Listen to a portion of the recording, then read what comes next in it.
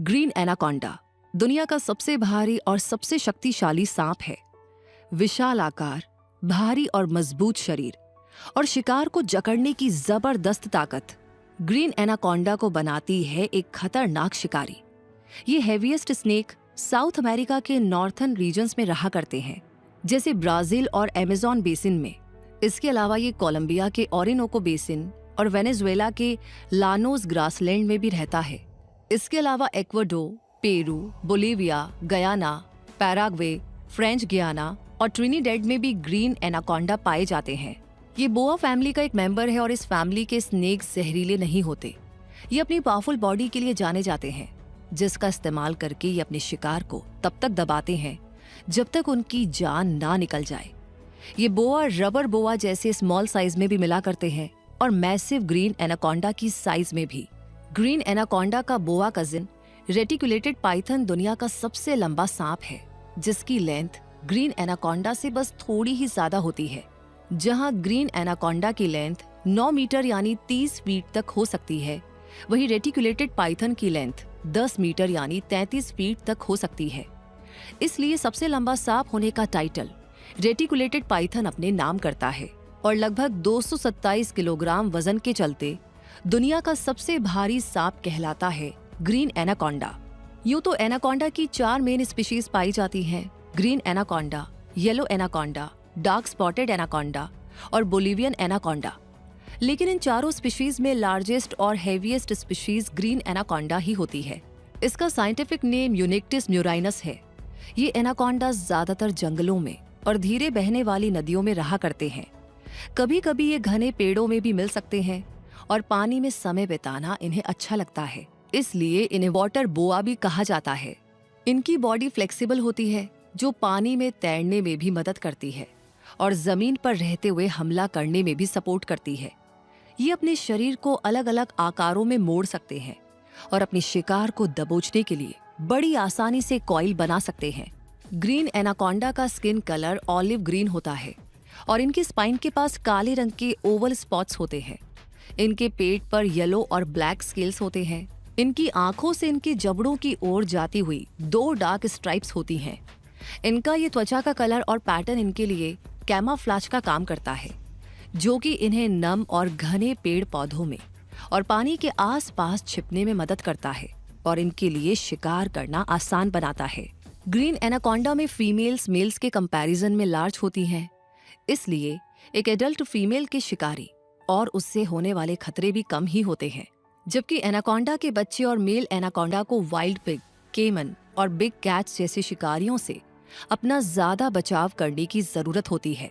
ऐसी किसी सिचुएशन में फंसने पर ये कीचड़ में छिप जाते हैं या फिर पानी में जाकर अपना बचाव करते हैं, और अगर शिकारी से सामना हो ही जाए तो ये अपने शरीर को कॉइल की तरह लपेट लेते हैं और अपने सिर को बचाए रखते हुए अटैक के लिए तैयार हो जाते हैं।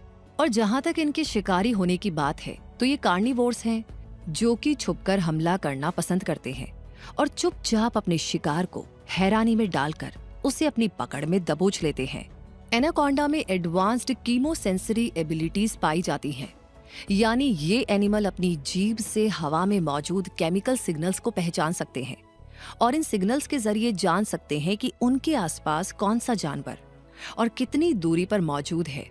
इसके अलावा ये वाइब्रेशंस के जरिए भी दूसरे जानवरों की मौजूदगी को पहचान लेते हैं और इनके अपर लिप पर मौजूद पिट ऑर्गन का इस्तेमाल करके ये हीट सिग्नेचर्स भी आइडेंटिफाई कर लेते हैं, यानी पास मौजूद जानवर की बॉडी हीट पहचान कर ये जान लेते हैं कि वो कौन सा एनिमल है, वो शिकारी है या शिकार है।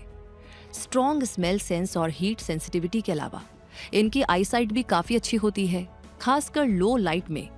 तो शिकार करने के लिए इनके पास जहर नहीं होता, बल्कि मस्क्यूलर बॉडी होती है, जो कि शिकार की जान लेने का काम करती है। मेनली ये डियर और लार्ज बर्ड्स के अलावा दुनिया के सबसे बड़े रोडेंट कैपिबारा और कैमन, जो क्रोकोडाइल की फैमिली से बिलोंग करता है, उसका शिकार करते हैं। फीमेल्स कई बार ब्रीडिंग सीजन में मेल्स का शिकार भी कर लेती हैं और इनके बच्चे फिश, बर्ड्स और स्मॉल मैमल्स का शिकार करते हैं।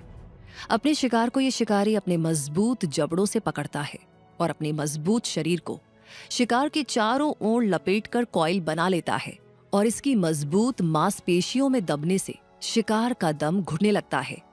ये शातिर शिकारी तब तक अपनी कॉइल को टाइट करता जाता है जब तक उसके शिकार का दम घुटने से जान ना चली जाए। उसके बाद ये अपने फ्लेक्सिबल जबड़ों की मदद से शिकार को पूरा निगल जाता है। ग्रीन एनाकोंडा का मेटाबॉलिज्म बहुत ही स्लो होता है, यानी उन्हें जल्दी जल्दी खाना खाना नहीं पड़ता, क्योंकि एक बार में एक बड़े शिकार को ये काफी हफ्तों तक पचाते हैं। इसलिए कई हफ्तों तक कुछ खाए बिना आराम से रह सकते हैं। अपने लार्ज साइज की वजह से ग्रीन एनाकोंडा उन फ्यू स्नेक्स में से एक हैं जो एक एडल्ट ह्यूमन जितने बड़े शिकार को निगल सकते हैं। इसलिए ये माना भी जाता है कि ग्रीन एनाकोंडा इंसानों का शिकार भी करता है। लेकिन ये सच से ज्यादा एक मिथ है, क्योंकि ग्रीन एनाकोंडा में ऐसा करने की पावर तो होती है, लेकिन वो एक शाय एनिमल होता है जो ह्यूमन इंटरैक्शन को अवॉइड करना प्रेफर करता है और किसी भी इंसान को निगलने जैसी सिचुएशन एक्सट्रीमली रेयर होती है। वैसे ही एनाकोंडा आपस में भी कोई खास इंटरैक्शन करना पसंद नहीं करते। इन्हें तो अक्सर अकेले में ही रहना पसंद होता है, क्योंकि अपने हंटिंग एरिया में ये अपना ही राज चाहते हैं। इसलिए सिर्फ ब्रीडिंग सीजन में ही साथ रहा करते हैं। ग्रीन एनाकोंडा 3 से 4 साल की उम्र में सेक्सुअली मैच्योर होते हैं और इनका ब्रीडिंग सीजन मार्च से मई के बीच होता है। इस सीजन में फीमेल फेरोमोन्स रिलीज करती है, जिसे डिटेक्ट करने के लिए मेल एनाकोंडा अपनी फोक्ड टंग यानी कांटेदार जीभ से हवा में मौजूद केमिकल की प्रेजेंस को पहचानता है और फीमेल एनाकोंडा तक पहुंचता है।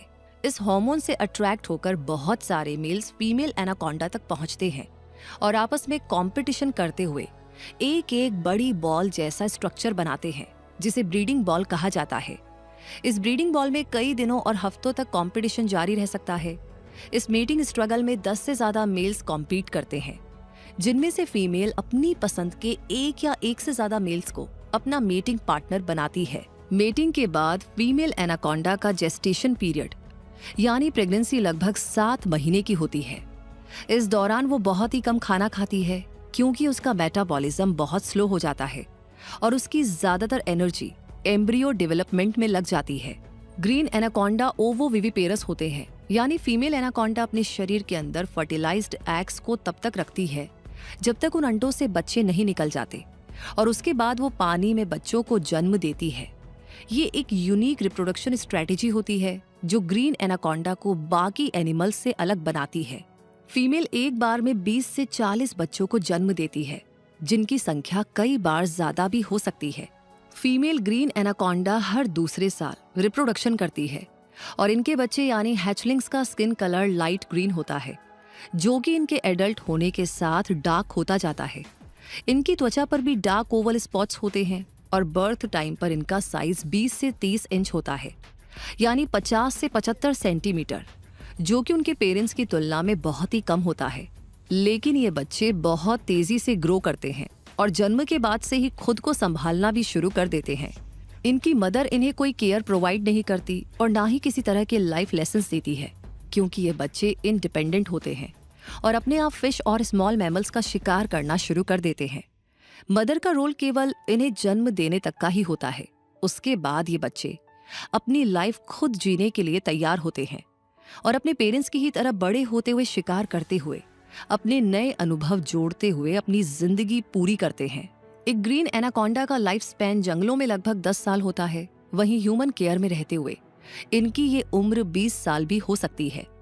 तो अपने इस छोटे से लाइफ स्पैन में ग्रीन एनाकोंडा फिश, बर्ड्स और मैमल्स की पॉपुलेशन को रेगुलेट करने में मदद करता है और इस तरह इकोसिस्टम का बैलेंस बनाए रखने में अपना मेजर कंट्रीब्यूशन देता है।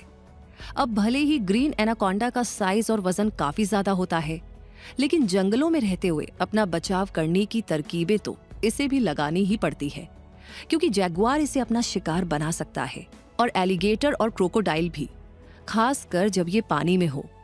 इनके अलावा इंसानों से भी इसे बहुत खतरा है, क्योंकि इंसान इन सांपों की स्किन और अदर बॉडी पार्ट्स को निकालकर बेचने के लिए इसे मारने में जरा भी हिचकिचाते नहीं। आज green anaconda IUCN red list में लीस्ट कंसर्न स्पीशीज है, यानी खतरे से बाहर। लेकिन हैबिटेट लॉस, हंटिंग और इलीगल पेट ट्रेड इसकी पॉपुलेशन पर खतरा बनने लगा है। इसलिए इस एनिमल को भी कंजर्वेशन की जरूरत है। हाँ, ये सच है कि ग्रीन एनाकोंडा इंसानों का शिकार करना पसंद नहीं करते, लेकिन ये जानना भी जरूरी है कि एनाकोंडा से सामना ही ना हो। इसके लिए क्या ध्यान में रखा जाना जरूरी है? तो इसके लिए जरूरी है कि ऐसे इलाकों से दूर रहा जाए जहां पर ये एनाकोंडा रहा करते हैं, जैसे जंगली और नमी वाले इलाके। और क्योंकि ये सांप नदी और झीलों में ज्यादा समय बिताते हैं, इसलिए पानी से दूर रहना ही बेहतर है। घने जंगलों, दलदली इलाकों और नदियों के पास में जाना भी अवॉइड करना चाहिए, क्योंकि वहां पर एनाकोंडा की प्रेजेंस को आसानी से नहीं पहचाना जा सकता। भीड़ से अलग होकर भी घूमने नहीं जाना चाहिए। और अगर एनाकोंडा से सामना हो ही जाए तो उसके पास जाने या उसे परेशान करने की भूल बिल्कुल भी नहीं की जानी चाहिए, क्योंकि जानबूझकर आपको परेशान करने का इरादा तो अक्सर उसका भी नहीं होता, लेकिन अपने बचाव में वो हमला कर सकते हैं। इसलिए अपना बचाव करें और उस एनिमल को भी बेवजह तंग करने का कोई इरादा ना बनाए। इसी के साथ ग्रीन एनाकोंडा पर बेस्ड ये वीडियो पूरा हुआ। आपको ये वीडियो कैसा लगा? कमेंट सेक्शन में अपना प्यार और सपोर्ट हमें हमेशा की तरह शेयर करते रहिए। कोई सवाल या टॉपिक है भेजते रहिए। लाइक ऑलरेडी कर दिया है तो शेयर करना बनता है। साथ ही साथ हमेशा की तरह एक ही लाइन, प्लीज, इतने लंबे समय से हमारे साथ जुड़े हुए हैं, वीडियोस देख रहे हैं, जानकारियां ले रहे हैं, काफी मजा आ रहा है, तो सब्सक्राइब करके बेल आइकन प्रेस कर दीजिए ताकि कोई भी नोटिफिकेशन आप कभी भी मिस ना करें। तब तक के लिए मैं रूबी पारिक आपसे कहूंगी, हम मिलेंगे जल्दी ही। तब तक रहिए अपडेट, क्विक सपोर्ट के साथ। ग्रो करते रहिए। धन्यवाद।